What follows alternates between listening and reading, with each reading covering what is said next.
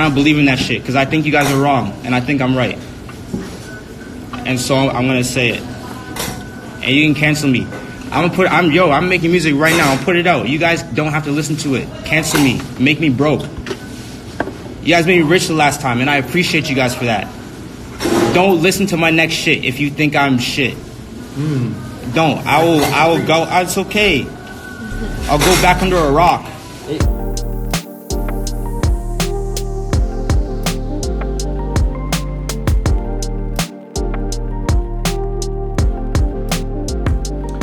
We live in a culture where everyone gets the chopping block. Hi guys, I'm Marcus.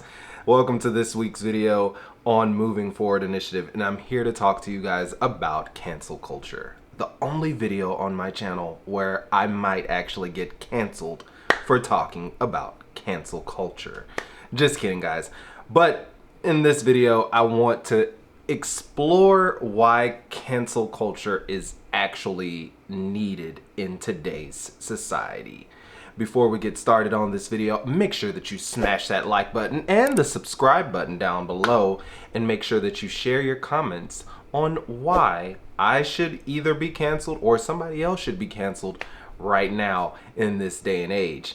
So just kidding, don't cancel me. I am totally cancel free right now. I should not be canceled right now. I haven't said anything that was totally wrong. Just kidding. You can do as whatever you please when it comes to who you view and who you share your values with. But I want to delve deep into why cancel culture is actually needed in our society right now. So I'm gonna give two different sides, or kind of like the timeline on where cancel culture started, or kind of gotten it at its peak.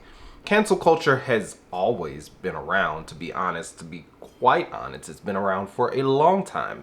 People have chosen to unsubscribe to companies or people with any kind of either political view or religious view on any kind of matter for a long time. It dates back for a long time now, and now it's starting to push into a newer territory. Now that we're in this digital age, we have so much technology, we have social media that's out there where anybody can click and oppose a side that is needed in today's society.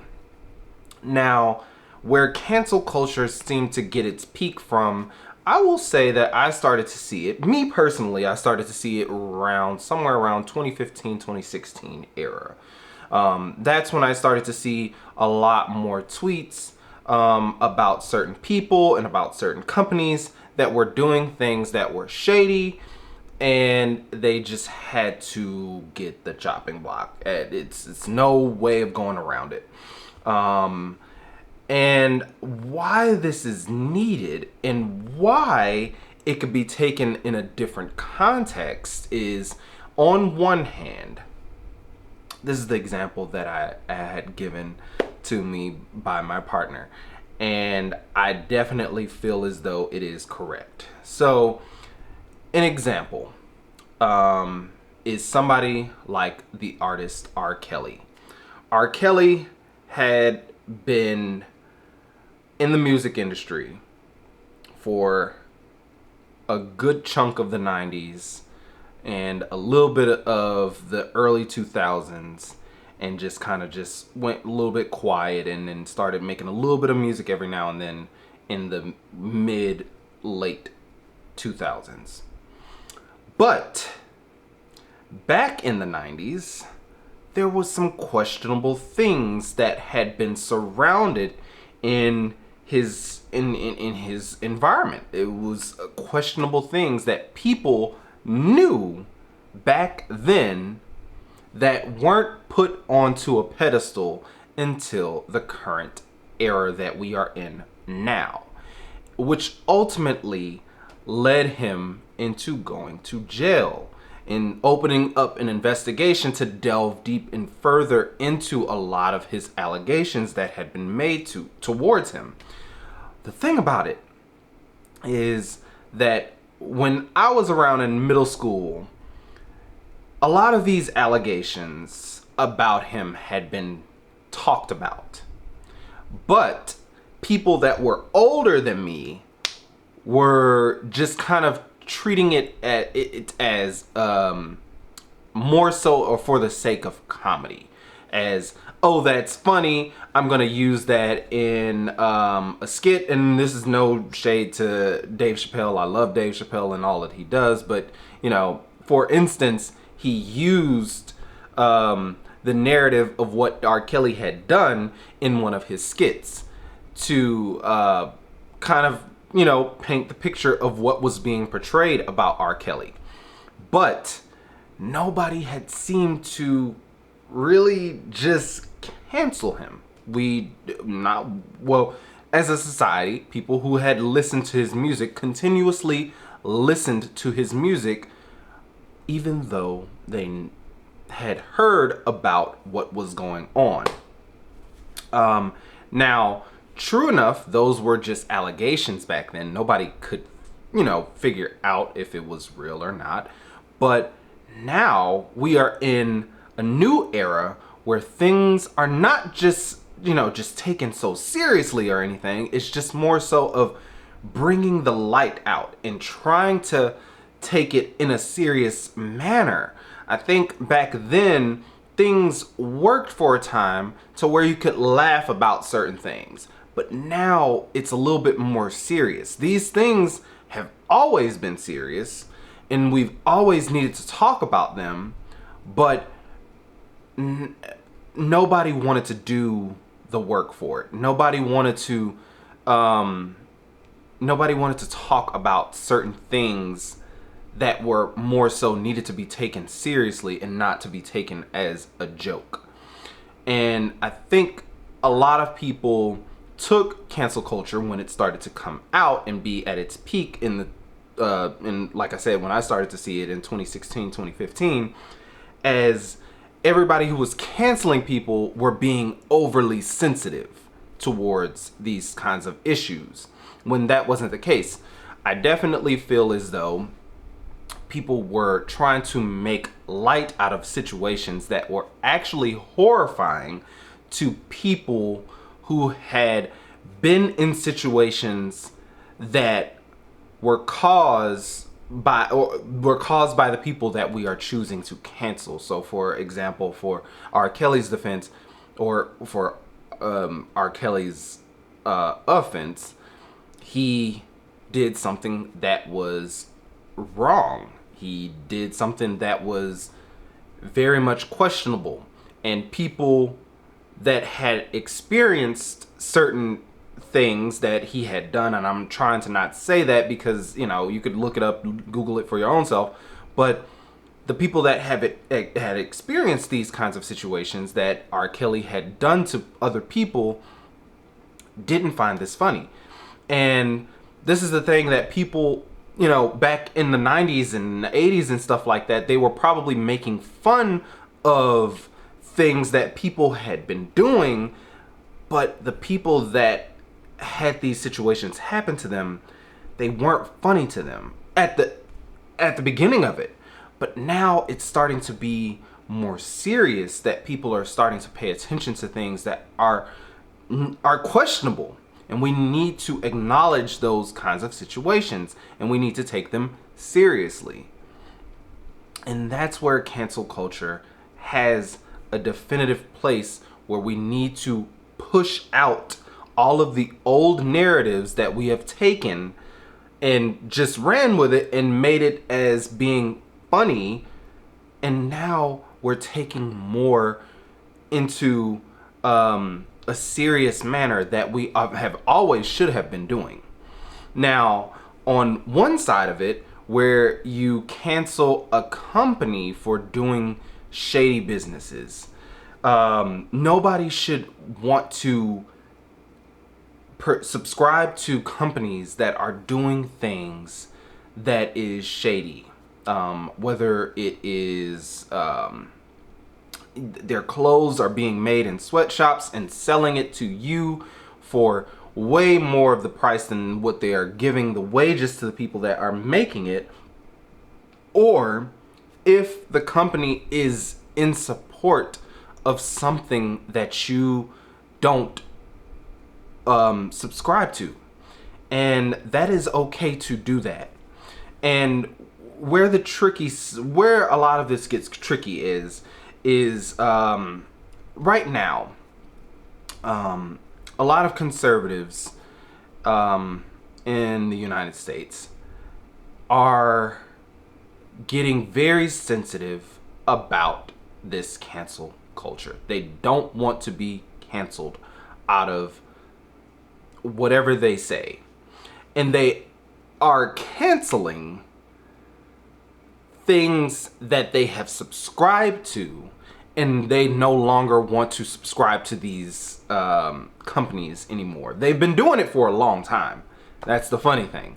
But now it's getting to the forefront where people are starting to try to cancel out certain companies that they have subscribed to because they don't follow the narrative that they wish to be a part of or that they are a part of. So right now in the state of Georgia, I live in Atlanta, and in the state of Georgia, the governor is trying to pass a law that is essentially Jim Crow era America, where you are suppressing the votes. And all of this has to deal with what happened in 2020, where they seen, the governors of Georgia and these people, they know what the real thing was. They know that people showed out and showed up to the polls and voted for a new president. And what they're trying to do is continue on with what they've been doing before, which is suppress votes to always stay in favor for their own party. That is simply all it is. And this past weekend, the MLB, the baseball league, decided to take themselves out of the picture and not attend Atlanta or have Atlanta to host the All-Star game for the MLB because of this Voting Rights Act. And all of the people that subscribe to baseball, American baseball, which I'm trying not to judge, but it's always the same kind of characters that, they fit the bill of just the same bill of just either, borderline racist or has a racist background or, the list goes on. They may have voted for Trump, whatever. The narrative doesn't, it causes they fit the narrative. That's what I'm trying to say. I'm tongue-tied, to be honest. It's really, really interesting. But these people have decided to cancel out baseball now because their favorite, pastime sport is now on the side of justice, essentially. They're trying to not get into,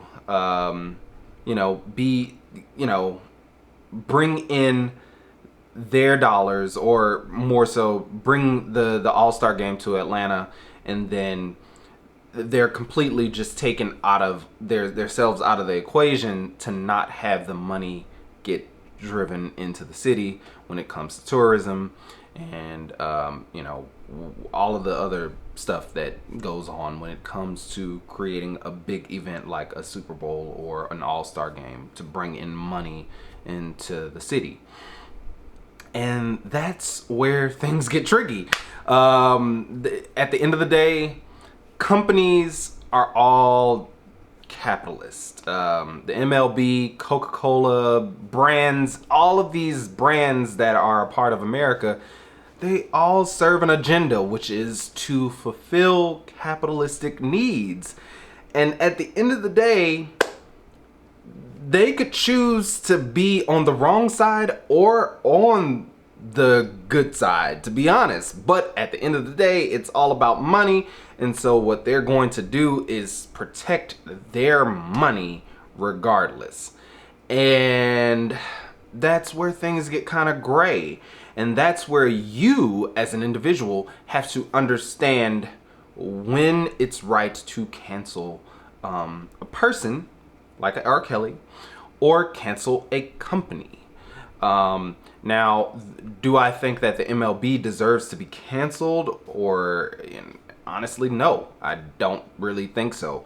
I don't think that they've done anything wrong. Honestly, all they've done was just take themselves out of the equation and hit the city where it hurts, which is money.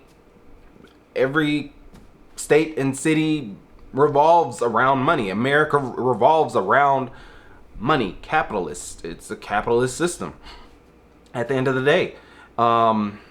But you still have to be wary of, who you are putting your personal money into in certain companies. At the end of the day, you want to do right for what morally is the moral thing. I think that's the key thing, is what is the moral thing. A lot of people are canceling the MLB because of a decision off of what the governor of Georgia did, and that is a totally different aspect on a company that is treating their employees horribly, or is making trillions of dollars and not giving it to the people that they employ. These are things that you should be canceling, Jeff Bezos. Like, these are people that you should be canceling, not glorifying these kinds of people. Now, all of these people that we are glorifying, like a Jeff Bezos or a Elon Musk or a Bill Gates, these kinds of people need to be criticized on what they are doing as far as their practices goes.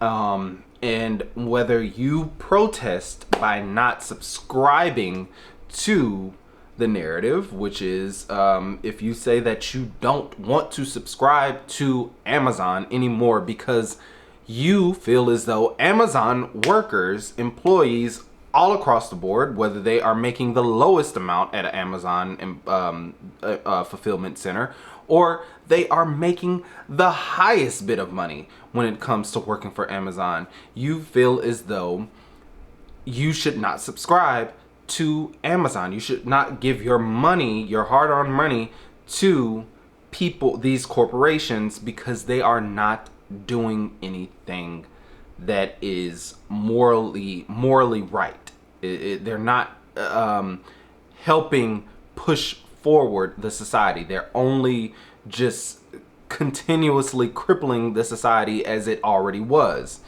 And that's where you, as an individual, have to step in and do your research and figure out who you want to subscribe to and who do you want to cancel.